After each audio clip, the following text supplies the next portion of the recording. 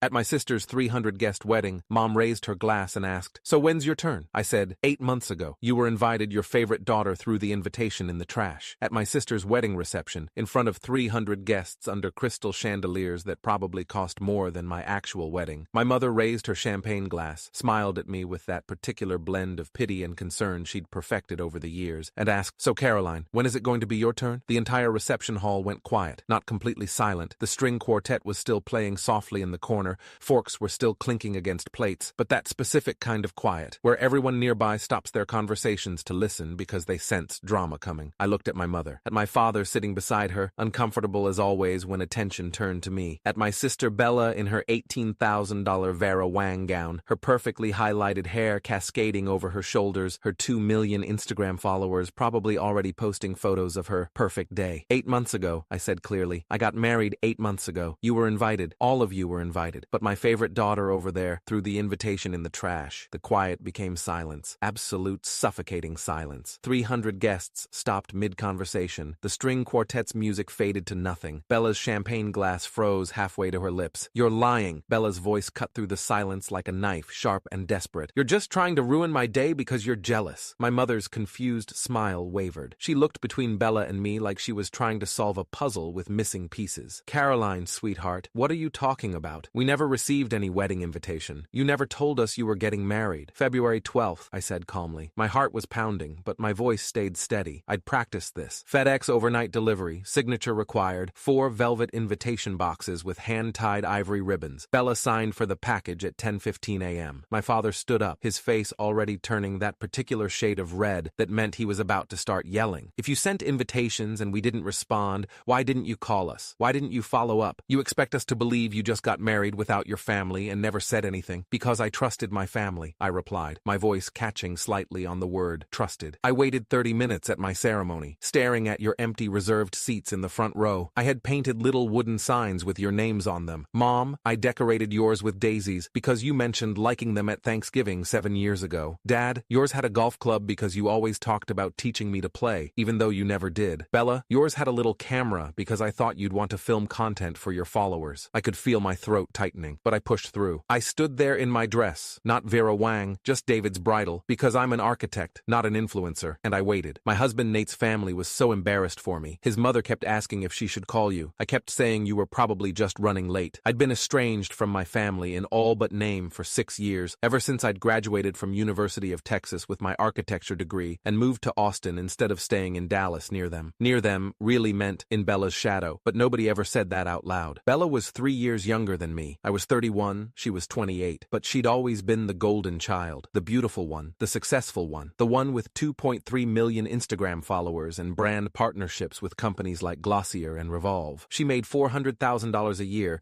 posting photos of herself in expensive clothes and talking about her authentic journey. I made $89,000 a year, designing residential buildings and commercial spaces. Good money, respectable money, but not influencer money. Not money that came with free vacations and designer handbags and magazine features. Our parents, Richard and Susan Montgomery, had always favored Bella. I'd known it since I was 7 years old, and Bella got the lead in the school play, while I got to paint sets. Since I was 12, and Bella got a sweet 16 party with 200 guests, while I got dinner at Olive Garden for my 16th birthday. Since I was 23 and graduated summa cum laude and got a card in the mail, while Bella posted her first viral video and got a surprise party with a live DJ. But I told myself it didn't matter, that I was the mature one, the independent one, the one who didn't need validation. I'd built a good life in Austin. I had friends, I had a career, and then I'd met Nathan Vance, cybersecurity analyst, kind, funny, the kind of man who remembered how you took your coffee and never made you feel small for not being exceptional. We dated for 2 years before he proposed. Nothing dramatic. Just us on a camping trip in Big Bend under the stars, him asking if I wanted to spend our lives together. I'd said yes. And then I'd made the mistake of thinking my family might care. The invitation boxes had cost me $400 total, handmade by a small business in Austin, velvet-lined with custom calligraphy. Each one contained a formal invitation printed on heavy cardstock, a details card with the venue address and time, and a handwritten note from me. My mother's note said, "Mom, I'd love for you to be there when I marry the love of my life. I know we haven't been close lately, but this day would mean everything to me if you came. Love, Caroline." My father's note said, "Dad, I hope you'll walk me down the aisle. I've been dreaming about that moment since I was a little girl. Please come. Love, Caroline." Bella's note said, "Bella, I know you're busy with your career, but you're my only sister. I'd love love for you to be my maid of honor if you're willing. I miss you. Love, Caroline. I'd spent 3 hours writing those notes, trying to find the right words that were honest but not desperate, loving but not pathetic. I'd FedExed them overnight because I wanted to make sure they arrived safely, because I was giving them 6 weeks' notice, plenty of time to plan, to book flights, to clear their calendars. The wedding was March 29th. Small ceremony at a botanical garden in Austin. 50 guests, Nate's family, our friends from work, our college roommates. Simple but beautiful. I'd designed the ceremony arch myself, a wooden structure covered in climbing jasmine. I'd reserved 4 seats in the front row, decorated them with the painted wooden signs, set out programs with "Reserved for Montgomery family" printed on them, and I'd waited. 10 a.m., ceremony start time, no Montgomerys. 10:15 a.m., Nate's mother, Patricia, squeezed my hand and whispered, "Should we wait a bit longer?" I nodded. 10:23 a.m., the minister asked if we wanted to start. I shook my head. 10:30 a.m., I texted my mother, "Running late? Ceremony starting soon." No response. 10:31 a.m., I called, straight to voicemail. 10:33 a.m., I called my father, voicemail. 10:34 a.m., I called Bella. She answered, "What? Are you coming? The ceremony's about to start." "Coming to what?" "My wedding. I sent you an invitation. You signed for it 3 weeks ago." Pause. Long pause. Then, "Oh, that. Yeah, I'm busy today. Photo shoot for a new skincare line. Sorry, can't make it." She hung up. At 10:38 a.m., I started walking down the aisle alone. Nate's father, seeing what was happening, stepped forward and offered me his arm. I took it. I cried through the entire ceremony. Not happy tears, devastated tears, but I married Nate anyway because he was worth it, even if my family wasn't there to see it. Back at Bella's reception, my mother was shaking her head frantically. "Caroline, I swear to you, we never got any invitation. There must have been some mistake. The mail gets lost sometimes. Packages get stolen. You can't possibly think we would intentionally miss your wedding." "That's exactly what I think," I said, "because I have proof." Preston Sterling, Bella's new husband of approximately 6 hours, corporate attorney at Sterling & Associates, son of one of Dallas's wealthiest real estate developers, leaned forward. His lawyer instincts were clearly firing. "Proof? What kind of proof?" I pulled out my phone. "I'm an architect. 6 years ago, I designed the electrical and security systems for my parents' house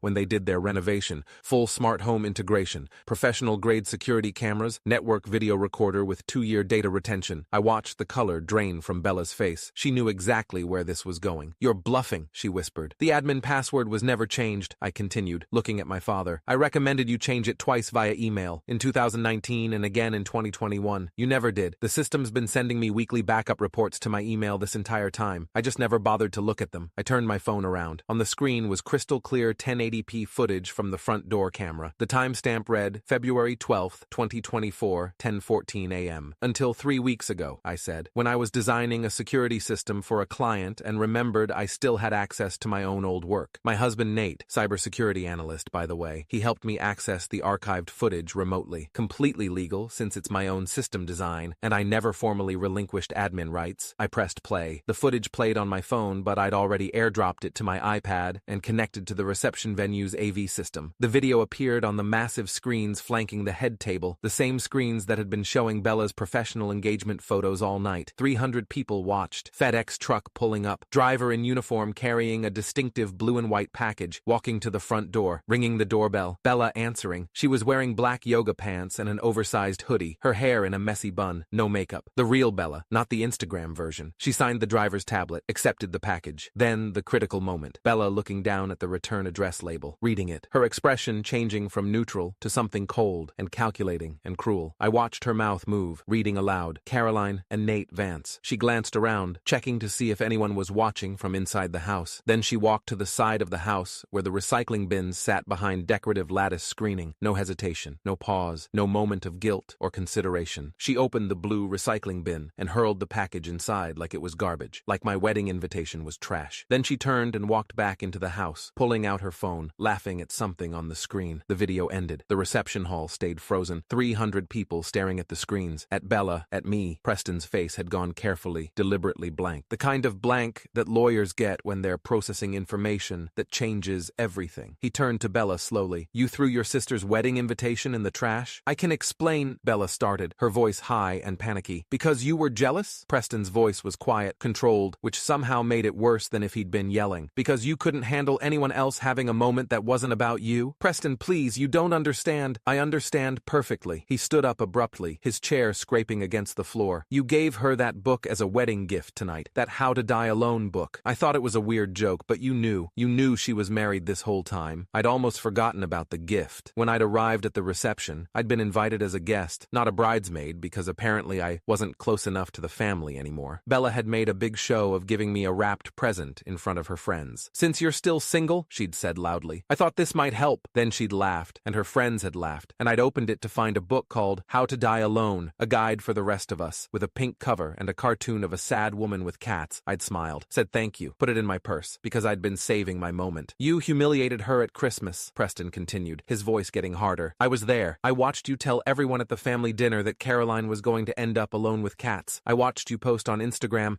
about how sad it was that your older sister couldn't find anyone, and the whole time you knew she was married." My mother tried to intervene. "Preston, let's not be hasty. Bella made a mistake, but surely we can—" "A mistake?" Preston pulled his wedding ring off, the platinum band he'd been wearing for exactly 6 hours and 43 minutes. He placed it on the reception table with a deliberate click that echoed through the microphone system. "Mrs. Montgomery, your daughter is cruel. Deliberately, calculatedly cruel, and I won't spend my life with someone who destroys other people for sport." Bella's face crumpled. "You can't do this. Not here. Not in front of everyone. Preston, please, I love you." "You don't love anyone but yourself," he said. "You proved that when you threw your sister's wedding invitation in the trash. You proved it every time you humiliated her. You proved it tonight when you gave her that book." He turned to me. "I'm sorry for what my family's company is about to do, but you should know, you deserve to know, that this isn't your fault." His father, Harrison Sterling, stood beside him. He was a tall man in his 60s, distinguished in the way that old money makes people distinguished. He looked at my father with an expression of pure disappointment. "Richard, that merger project we discussed, the commercial development in Fort Worth, consider it canceled. Sterling Group doesn't do business with families that lack integrity." My father's face went ashen. "I knew about that merger. Dad had been talking about it for months. His property development company partnering with Sterling Group on a $50 million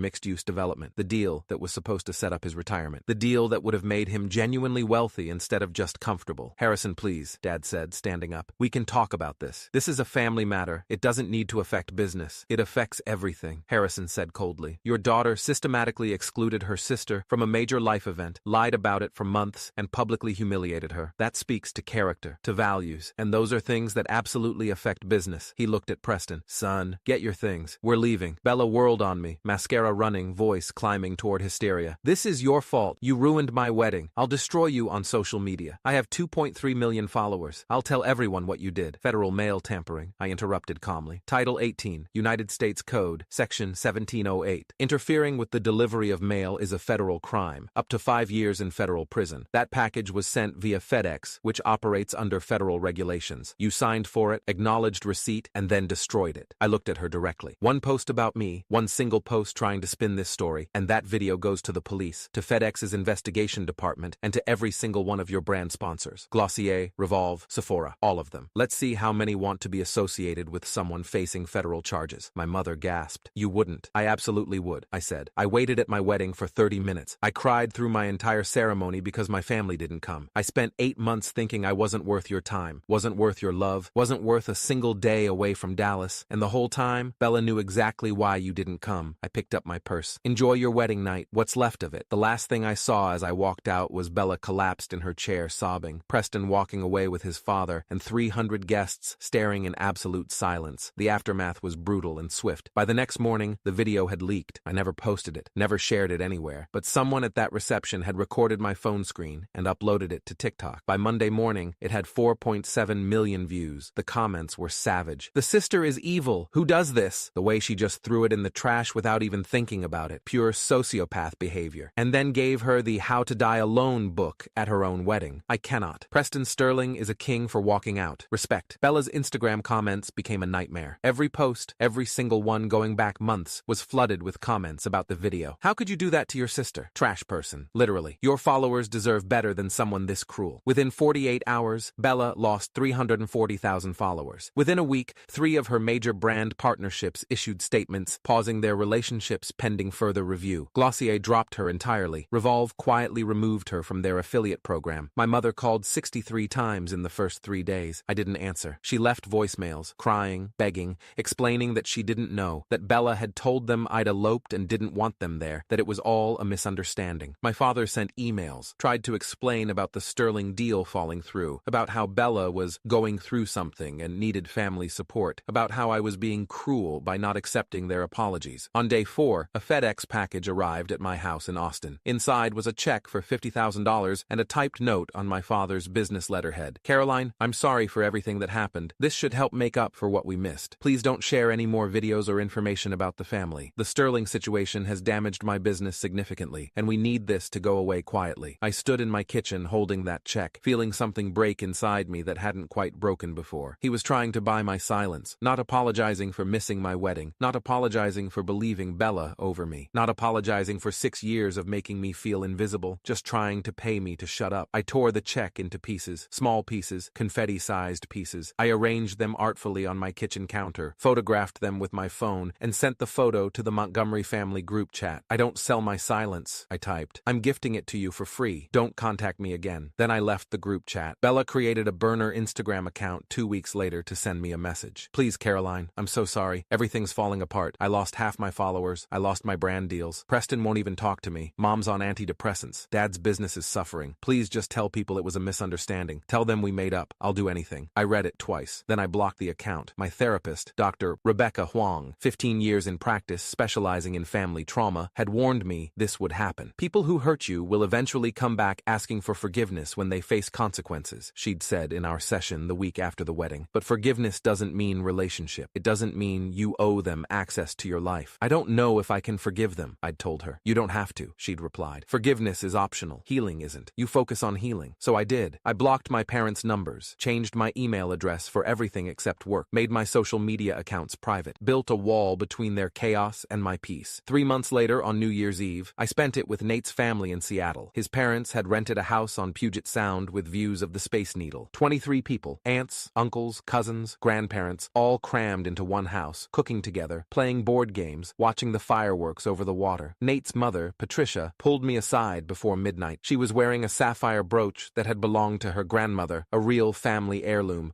passed down through 4 generations. "I want you to have this," she said, unpinning it from her dress. "Patricia, I can't. It's a family heirloom." "You are family," she interrupted firmly. She pinned it to my dress, right over my heart. "You've been family since the day you married my son. Since before that, really. From the first time Nate brought you home and you spent 3 hours helping his father fix the deck without being asked." She hugged me tight, and I felt the brooch pressing against my shoulder. A real family heirloom, passed down with actual love, not because someone was trying to buy forgiveness or impress people on social media. "Any regrets?" Nate asked later as fireworks exploded over the Space Needle in bursts of gold and silver and blue. I thought about the empty chairs at my wedding, the 30 minutes of waiting, the cruel book Bella had given me, the check torn into confetti pieces. "Not one," I said. He kissed me as the countdown hit midnight, and I felt something I hadn't felt in years around my family. Safe, valued, loved. 6 months after the wedding, I got an email from Preston Sterling's lawyer. Not from Preston himself. I guess his lawyer thought that was more appropriate. The divorce had been finalized. Bella had signed without contesting. Preston had paid her $75,000 to walk away quietly and sign an NDA preventing her from discussing the marriage or its dissolution publicly. "Mr. Sterling wanted you to know," the email concluded, "that your video gave him clarity about who he'd married. He's grateful, in retrospect, that you showed him the truth before he invested more time in the relationship. He wishes you and your husband well." I showed the email to Nate. He read it twice and then looked at me. "Do you feel vindicated?" "No," I said honestly. "I feel sad, for all of us, for the family we could have been if anyone had just cared." "Their loss," Nate said, pulling me close. "Completely their loss." Bella tried to rehabilitate her image, posted a carefully worded apology on Instagram about making mistakes and learning and growing, never mentioned me by name, never actually took responsibility, just vague platitudes about being human and imperfect. Her followers didn't buy it. The comments were brutal. She eventually deleted the post. Then she deleted her entire Instagram account and started over with a new handle, new branding, trying to rebuild from 47,000 followers instead of 2.3 million. Last I heard from mutual acquaintances, people who knew both of us but weren't close to either, she was working as a social media manager for a small boutique in Dallas, making $45,000 a year, living with our parents because she couldn't afford her own place anymore. My father's business recovered eventually. The Sterling deal was dead, but he found other partners, other projects, smaller projects, less prestigious, but he survived. My mother sent me a birthday card this year. No return address, but I recognized her handwriting. Inside was a simple note. "I'm sorry I didn't come to your wedding. I'm sorry I didn't believe you. I understand if you never want to speak to me again, but I wanted you to know that I think about you every day. Love, Mom." I haven't responded. I don't know if I will. Dr. Huang says that's okay, that I get to decide what forgiveness looks like, what relationship looks like, what family means, that I'm allowed to build a new definition with people who actually show up, and I have. Nate's family throws me birthday parties, remembers my favorite foods, asks about my architecture projects, and actually listens to the answers. His mother texts me photos of her garden and asks for design advice on the gazebo she's planning. It's not the family I was born into, but it's the family I chose. And sometimes that's better. Last week, Nate and I were having dinner with his parents when Patricia asked about our plans for the future. We're thinking about kids, Nate said, squeezing my hand. Maybe in a year or two. Patricia's face lit up. Oh, how wonderful. Have you thought about names? We had. We'd been talking about it for months. If it was a girl, we wanted to name her Patricia, after Nate's mother. If it was a boy, we wanted to name him James, after Nate's grandfather, who'd passed away 2 years ago. We want our kids to be named after people who showed up, I said. People who were actually there when it mattered. Patricia's eyes filled with tears. She reached across the table and took my hand. Your children are going to be so loved,